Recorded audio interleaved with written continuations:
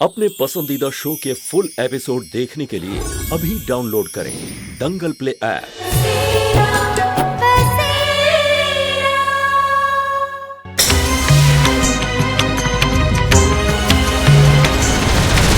अरे केशु, तू इस वक्त? अमित, मेरी बात सुन। मेरी बात जरा ध्यान से सुन।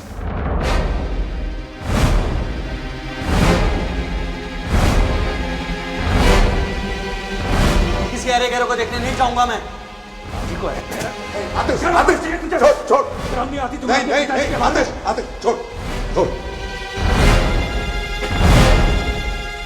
कौस्तुभ, मेरी बात ध्यान से सुना। 24 घंटों का वक्त देता हूं मैं तुझे। इन 24 घंटों में अगर तूने अपनी गलती कबूल नहीं की तो मैं तुझे छोड़ूंगा नहीं।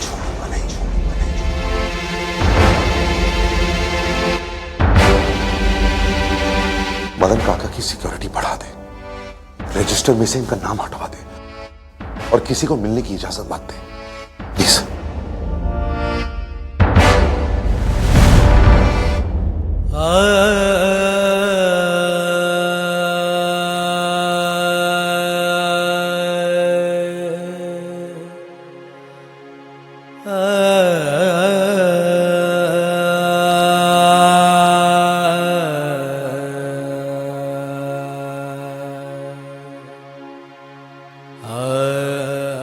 मदन काका, मैं जानता हूं कि आप मुझे सुन सकते हैं। मदन काका, आप जल्दी से ठीक हो जाइए। जल्दी से अपनी आंखें खोल दीजिए। मैं आपसे वादा करता हूं कि अगर आप जल्दी से अपनी आंखें खोलेंगे ना, तो मैं कौस्तुभ की आंखें भी खुलवा कर ही रखूंगा।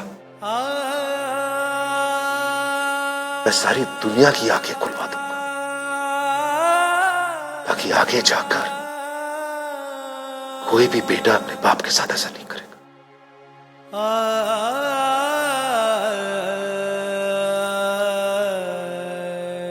मैं वादा करता हूं मदन काका, वादा करता हूं।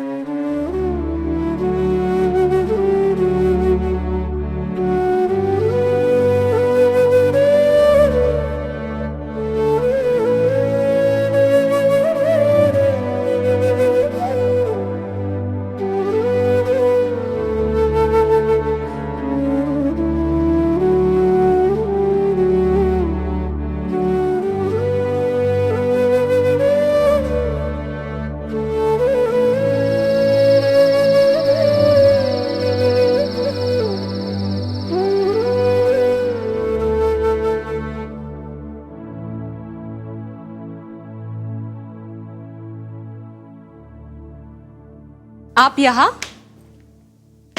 मैं आपको पूरे घर में ढूंढ रही थी।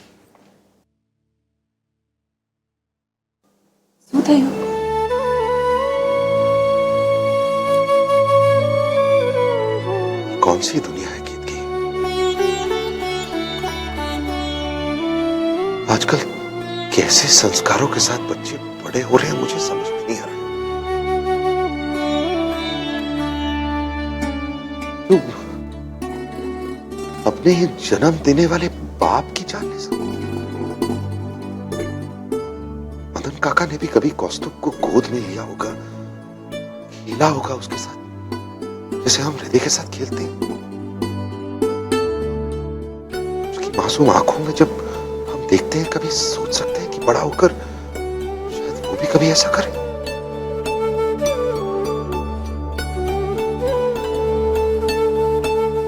लेकिन नहीं, इस पीढ़ी को संभालना होगा। हमारे बच्चों को अपने पांव पर खड़ा होने के लिए हम अपनी बाजू का सहारा जरूर देंगे, लेकिन अपनी बाजू कभी काट कर नहीं देंगे।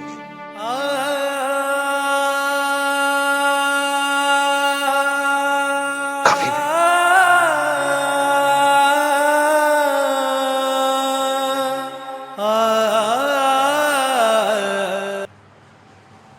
वकार साहब चाय तैयार है, आ जाइए। आ रहे हैं बेगम, आ रहे हैं। अस्सलाम वालेकुम मम्मी।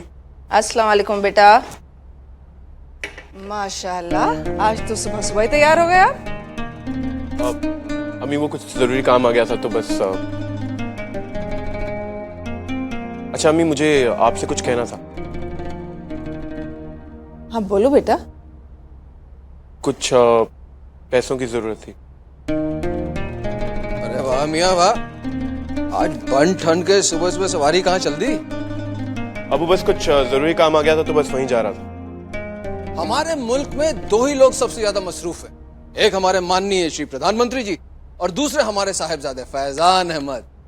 दिन दिन भर मियाँ गायब रहते हो है? और रात को देर से आते हो। कौन सी नौकरी बजा रहे हो यार?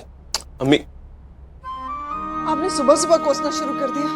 हाँ, कोसना बंद कीजिए, किसी जरूरी काम से जा रहा होगा ना। हाँ बेटा, हम कहाँ थे? हाँ, कितने रुपए की जरूरत है आपको? कुछ ज्यादा नहीं अम्मी, बस यही 5,000 रुपए। 5,000? मियाँ हमारे रुपए जो हैं क्या पेड़ पे लटक रहे हैं? जो हाथ बढ़ाया और उखाड़ लिए? 5 रुपये कमाना ही सकते हैं और 5,000 उड़ाने चले। उड़ाने नहीं चले अबू। तो फिर क्या हैं? गरीबों में और बेसहारों में कंबल बांटने के लिए? अम्मी देखिए ना, ये सुबह सुबह फिर शुरू हो गया, इनको चुप कराइए ना। शुक्र करो मियाँ, शुक्र करो, तुम्हारे सर पे बाप का साया है। अब फिर शुरू हो गए। एक तो बच्चा वैसे ही परेशान है और आप। हाँ बेटा, इतने रुपए की जरूरत क्यों आन पड़ी? कोई बहुत बड़ी मुसीबत आ गई? जी अम्मी। तो ये क्या रॉबिन हुड है जो मुफलिसों में खैरात बांट रहे हैं? सूफी हॉस्पिटल में है। अल्लाह, क्या हो गया? कैसे? वो एक रिक्शा वाले ने उसे टक्कर मार दी, काफी चोट लगी थी उसे, इसलिए नर्सिंग होम में एडमिट कराना पड़ा। कल रात इसीलिए मैं लेट आया था। अब कैसी है वो? ठीक तो है ना? इलाज चल रहा है उसका। मियाँ, तुम फिल्मों में क्यों नहीं ट्राई करते? फिल्मों में क्यों? हाँ, मियाँ खड़े खड़े तुमने इतनी खूबसूरत कहानी गढ़ दी। हाँ बेगम, लिखो मियाँ लिखो, उससे तुम्हारे हुनर में भी निखार आएगा और लगे हाथ पैसे भी आ जाएंगे। आप भी ना, बच्चा पहले ही परेशान है, ऊपर से आपकी ये मस्खरी। आप रुकिए बेटा, ये तो बोलते ही रहते हैं। क्या कर रही है तुम? अरे बेगम। बेटा, ये 3,000 रुपए फिलहाल हमारे पास इतने ही हैं। बेगम तुम्हें समझ में नहीं आ रहा? समझ तो आप नहीं रहे हैं। रख बेटा। पर अम्मी 5,000 रुपए तो लगेंगे। लो, इतने पैसों में तो सिर्फ उसकी दवाई का खर्चा ही निकल पाएगा और ऊपर से वो नर्सिंग होम का भी तो बिल देना है। तो बेटा फिलहाल हमारे पास इतने ही हैं। फैजान,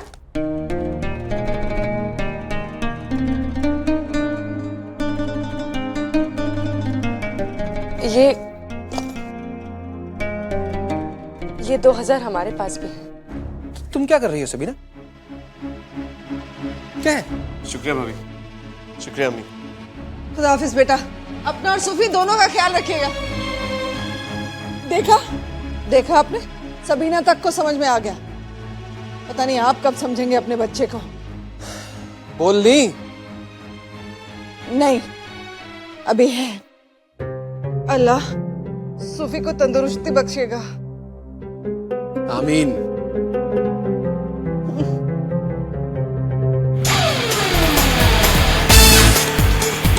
अरे संभाल मेरे भाई, तू ये सब मत कर। भूल गया पिछली बार सूफी के साथ क्या हुआ था? बिल्ली मारने आ रहा था, बैलेंस बिगड़ा और जाके उस भिखारी को ही ठोक दिया था। अबे क्या तो पकड़ा गया था क्या? जिंदगी के मजे अभी नहीं लेंगे तो क्या बुढ़ापे में लेंगे हैं? अच्छा ठीक है, तो आज रेस हो जाए। अरे तुम लोग रेस की बात तो करते रहते हो यार, जीत तो पाते नहीं हो। अच्छा, तो तुझे ऐसा लगता है कि हर बार रेस तू जीतता है? जाहिर सी बात है, मैं ही तो जीतता हूँ। अच्छा ठीक है, तो एक काम करते हैं, आज एक और रेस करते हैं। आज अम्मी की बदौलत 5,000 रुपए हैं जेब में। कुछ ज्यादा नहीं अम्मी, बस यही 5,000 रुपए। इतने रुपए की जरूरत क्यों आन पड़ी? कोई बहुत बड़ी मुसीबत आ गई? सूफी हॉस्पिटल में है। क्या हो गया? कैसे? वो एक रिक्शा वाले ने उसे टक्कर मार दी, काफी चोट लगी थी उसे। रख बेटा। आज देखेंगे कि जीतता कौन। चल देखते। चल चल चल। चला हो जाए रेस। चल चल।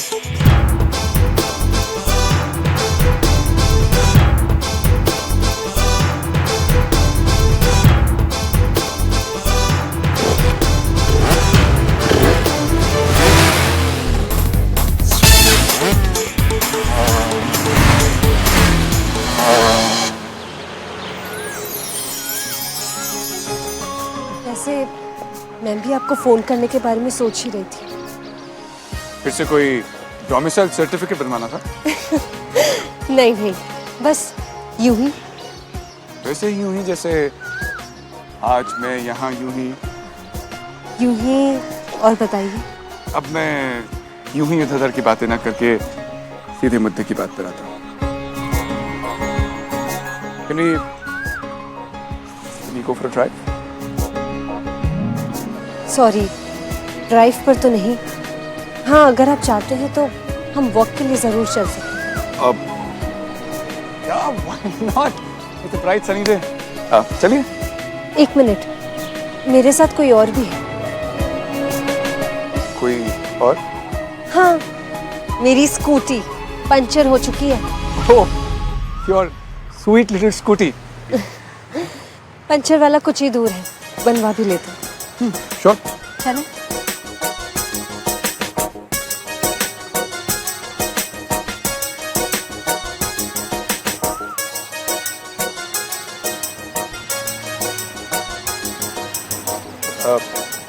May I? Okay. Thank you.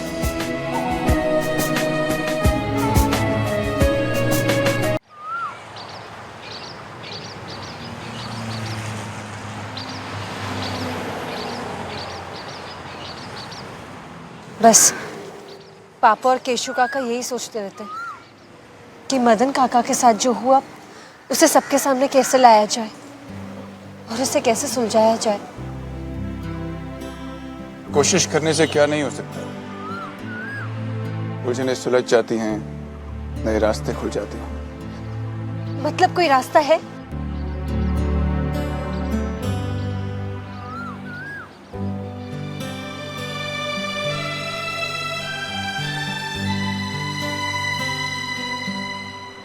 रास्ते तो निकाल ही लिए जाते हैं अंकल।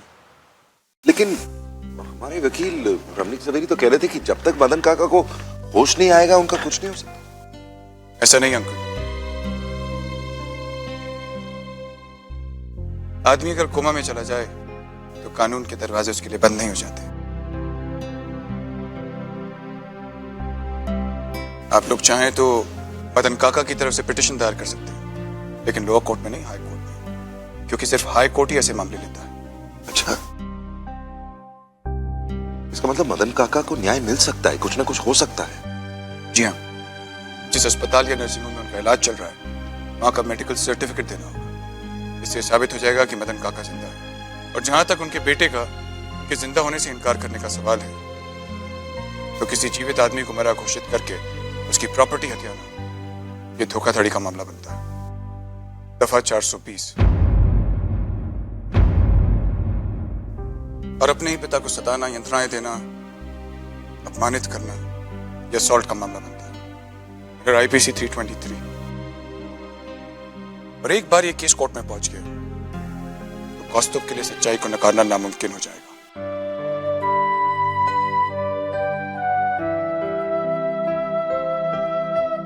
शांतनु, तो फिर जितनी जल्दी हो सके तुम इस पिटीशन को दायर कर दो, और जो भी पेपर वर्क चाहिए वो मैं तुम्हें दिलवाऊंगा। प्लीज। आप बिल्कुल चिंता मत कीजिए, I'll take care of it। अब मैं चलता हूं। Thank you Shantanu. नमस्ते।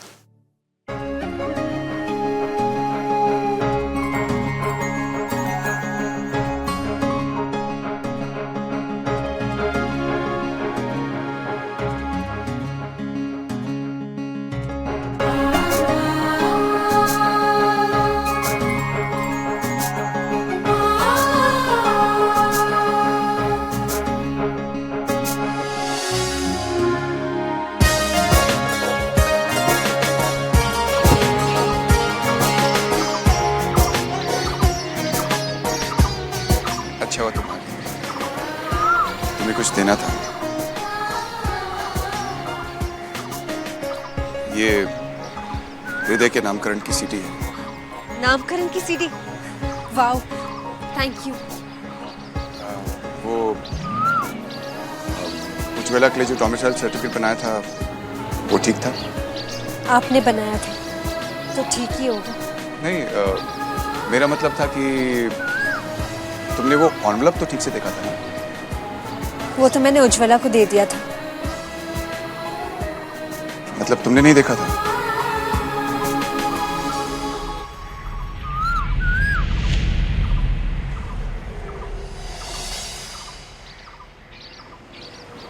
उसमें तुम्हारे लिए कुछ था।